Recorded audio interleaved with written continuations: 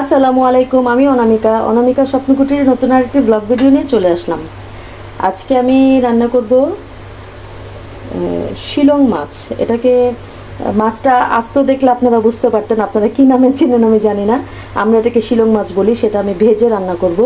তো তেলটা যেন গায়ে ছিটে না আসে, আমি অনেক গরম হওয়ার আগেই কিন্তু এটা দিয়ে দিচ্ছি। আগে আমি মাছটাকে ভেজে নেব, কারণ এই মাছগুলি কিন্তু খুব ছিটে, অনেক সময় একদম ঠোসা পড়ে যায়, এরকমও হয় যে ছিটে ঠোসা পড়ে যায়।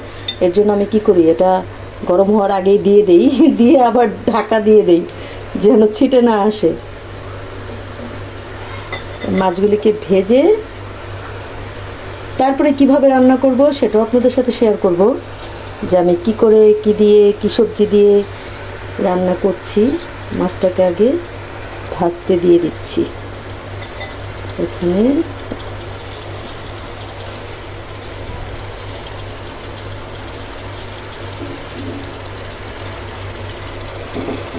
ভয় পাবেন না কেউ, এটাতে কিন্তু ভাজা হয়ে যাবে। ওকে আমি ঢাকা দিয়ে রাখছিলাম, কারণ আমি এর ছিটাটা খুবই ভয় পাই। দেখেন কিভাবে ছিটতেছে। যাক, তুমি হও, তারপরে আমি তোমাকে উঠাবো। আচ্ছা, এখন আমি এটাকে দেখি কি অবস্থা। হ্যাঁ, পানিটা শুকাইছে। এখন ওকে আমার এটা দিয়ে উল্টাতে হবে, দেখি তার কি অবস্থা। ওরে বাপরে, তাকে তো ঠান্ডা করে উল্টাতে হবে, দেখা যায়। আচ্ছা, যাই হোক, আমি ঠান্ডা করে মাছটাকে উল্টায় আবার আসতেছি। মাছ ভাজা হয়ে গেছে, কিন্তু দেখানোর সাহস আমার নাই। মাছটা উঠিয়ে তারপরে রান্না বসাবো। তো আমার মাছ ভাজাটা শেষ। তো আমি এখন তরকারিটা বসাবো। আমি এখানে নিয়েছি তেল,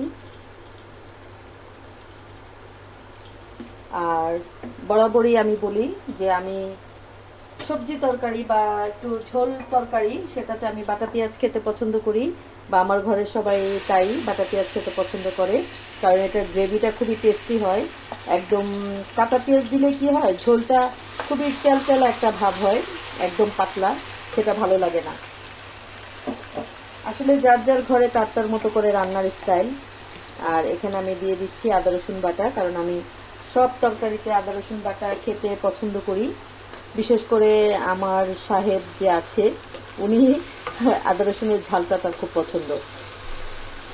তো আমি এটাকে একটু ভালো করে ভেজে নেই, কারণ যেন কাঁচা কোনো গন্ধভাব না থাকে। এটা ভাজা ভাজা হচ্ছে। আর একটা কথা, আপনারা চাইলে কিন্তু এরকম পেঁয়াজ ব্লেন্ড করে ফ্রিজে রাখতে পারেন, ডিপেও রাখতে পারেন, বা নর্মালি যদি রাখেন সেটাও আপনারা 4-5 দিন খেতে পারবেন, স্মেল নষ্ট হবে না। আর ডিপে রাখলে তো অনেক দিনই খেতে পারবেন। আর বাটা পেঁয়াজ কিন্তু অনেক কিছুতেই খেতে ভালো লাগে, মানে যে তরকারি ঝোলালো হবে সেটাতেই খেতে ভালো লাগে। তো আমি এখানে মরিচটার সাথে মশলা দিয়ে দিচ্ছি। এটা দিচ্ছি কাশ্মীরি লাল ঝালমরিচ, না সরি, এটা কিন্তু ঝাল হবে না, কালারটা জাস্ট সুন্দর হবে। আর দিয়ে দিচ্ছি হলুদের গুঁড়ো,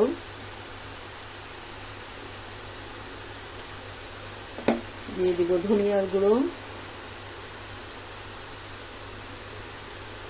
রাঁধুনির ধনিয়ার গুঁড়োটা মনে হয় দেখলে যেন হলুদ মিক্সড করা। আর এখানে দিচ্ছি ঝাল লাল মরিচের গুঁড়ো, এটা একটু কমই দিব, কারণ আমি কাঁচা মরিচ দিব, যেহেতু এটা একটু ঝোলালা সবজি, তাই আমি কাঁচা মরিচটা দিব।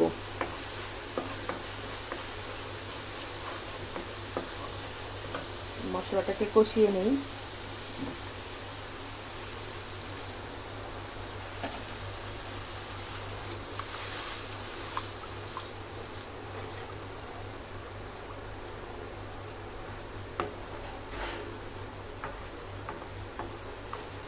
মশলাটা কষানো হোক। মোটামুটি এটা হয়ে গেছে। আসলে যত জোরেই কথা বলি, এটার যখন শব্দ হয়, কষানোর শব্দ, তখন আর আমার আওয়াজ শোনা যায় না। যাই হোক, আমি এখানে সবজি দিয়ে দিচ্ছি, ফুলকপি আর আলু দিয়ে আমি এটা রান্না করব। তো যার কারণে ফুলকপিটা আর আলুটা দিয়ে দিলাম। আর এই যে এটা দেখে কেউ কিছু ভাববেন না, কারণ এটা খেতে আমার খুবই ভালো লাগে, আমার খুবই পছন্দ। আর এটার যেই ডাটাগুলি আছে, এটাকে আমি ভালো করে কেটে ধুয়ে সিদ্ধ করে নিয়েছি। সেই ডাঁটাগুলো আমি দিয়ে দিলাম, কারণ দেখা যায় এই ডাঁটাটা সিদ্ধ হতে হতে হয় না, সিদ্ধটা অনেক লেট হয়ে যায়, ফুলকপি গলে যায় কিন্তু তার সিদ্ধ হতে আর হয় না। এটাকে কষাতে দিয়ে দিব, ফুলকপি থেকে পানি বের হবে, সিদ্ধ হওয়ার আগে এটা থেকে বেশ যতটা পানি বের হবে সেটা বুঝে আমি এটাতে ঝোল অ্যাড করব। হ্যাঁ, আমি এটাকে চুলাটা একটু ধিমি করে একটু বসিয়ে রাখবো। মশলাটা একদম গায়ে গায়ে লাগিয়ে দিলাম ফুলকপি। আর এখন ফুলকপি খেতে কিন্তু খুবই মজা, নতুন নতুন ফুলকপি খেতে খুব ভালো লাগে, খুব টেস্ট হয়। তো এটাকে আমি ঢাকা দিয়ে দিই, ঢাকা দিয়ে আস্তে আস্তে ফুলকপিটা সেদ্ধ হোক, তারপরে আবার আসছি। এটা কষানো হয়ে গেছে অলমোস্ট। এখন আমি যদি এটাতে পানি দিয়ে দিই তাতেও সমস্যা নাই, আমি আন্দাজ মতো এটাতে ঝোল দিয়ে দিব এখন। আর এখনকার কফি হতে কিন্তু বেশি সময় লাগে না। আর আমি পানিটাও একটু বেশি পরিমাণে দিব, যেহেতু আমি এটা ঝোল ঝোল তরকারি রান্না করব, যেন ঝোল থাকে। আর ফুলকপির তরকারি কিন্তু শুকনা খেতে ভালো লাগে না, এটা ঝোল খেতেই ভালো লাগে। আর সাথে সিম দিলেও ভালো হয়, আর এখনকার সিম খুব একটা ভালো লাগে না, সিমগুলি টেস্টও ভালো লাগে না, সিদ্ধ হতেও চায় না, কারণ ওটা পুরন গাছের সিম থাকে, নতুন গাছের সিম এখনো আসেই নাই। তো আমি বেশ খানিকটা পানি দিয়ে দিচ্ছি, আর সাথে আমি মাছটাও দিয়ে দিব। এই যে আমি মাছটাকে এখনই দিয়ে দিব।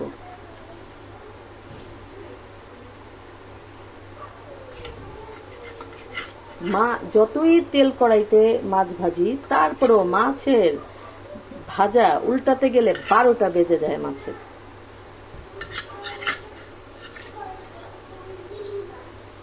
অনেক মাছ ভেঙে যায়। আমি একটু উঠিয়ে দিচ্ছি কেন, আমি তেলটা আর মাছের অ্যাড করতে চাচ্ছি না, কারণ এটাতে আমি বেশ তেল দিয়েছি, আর সবজিতে তেল বেশি না দিলেও চলে।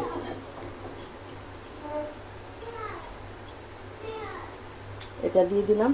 এখন আমি দিয়ে দিব টমেটো।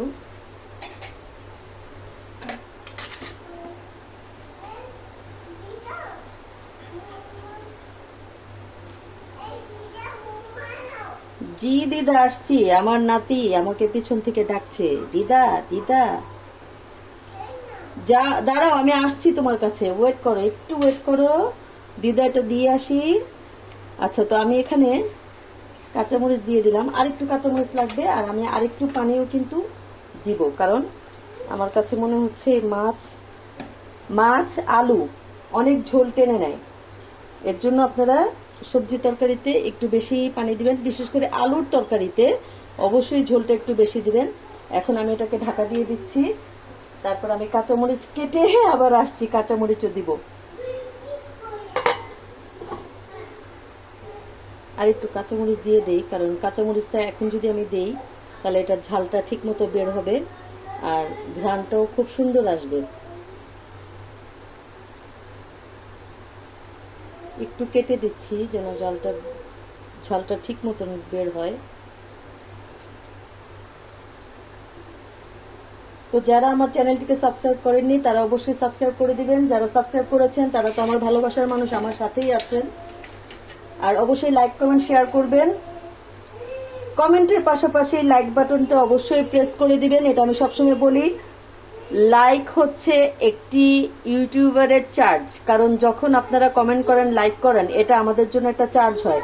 আমি শুধু আমার কথা বলছি না, প্রতিটা ইউটিউবার কথা বলছি, যারাই এত কষ্ট করে কন্টেন্ট বানায় তারা আশা করে আপনি একটি কমেন্ট করলেন, এত কষ্ট করে লিখলেন, কিন্তু লাইক বাটনটা প্রেস করলেন না, এটা খুবই কষ্ট হয়। তো যাই হোক, সবাই লাইক বাটনটা প্রেস করবেন, আর বেল আইকনটি প্রেস করে রাখবেন, যেন আমার ভিডিওটি সহজে আপনারা পেয়ে যান। আর আমার মতো এভাবে রান্না করে খেয়ে দেখবেন কেমন হয়। তো এটা আমি ঢাকা দিয়ে দিচ্ছি, তারপরে আসছি, দেখি কি অবস্থা হয়। বলক চলে আসছে, এখন একটু চুলাটা কমায় দেই যেন ঝোলটা ঠিকঠাক হয়ে আসে।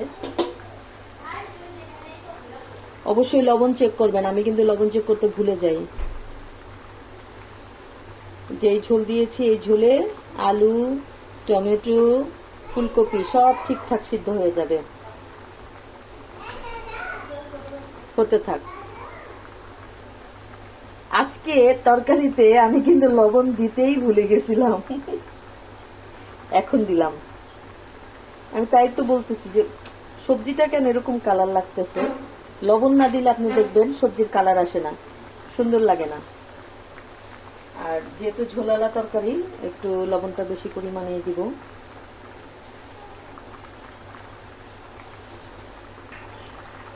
তো এটা আমার অলমোস্ট হয়ে আসছে, বেশ ভালোই কিন্তু ঝোল আছে। কিন্তু আপনারা ভয় পাবেন না, কারণ এই ঝোলটা কিন্তু থাকবে না, এটা কিন্তু শুকায় যাবে। হ্যাঁ, এটা আলু আর মাছ এই ঝোলটাকে খেয়ে ফেলবে। তো আমি এখন ধনেপাতা দিয়ে নামিয়ে ফেলবো। আর শীতের এই সবজির তরকারিটা আপনারা সবসময় চেষ্টা করবেন একটু বেশি ঝোল করে খাওয়ার, তাহলে ভালো লাগবে। জি দিদা। হ্যাঁ দিদা, আমি আসছি, আমার হয়ে গেছে, কাজ শেষ, আসতেছি। তো এটার মধ্যে এখন আমি ধনিয়া পাতা দিয়ে এখনই নামিয়ে ফেলবো। এটা কিন্তু বেশি জাল হতে দিব না।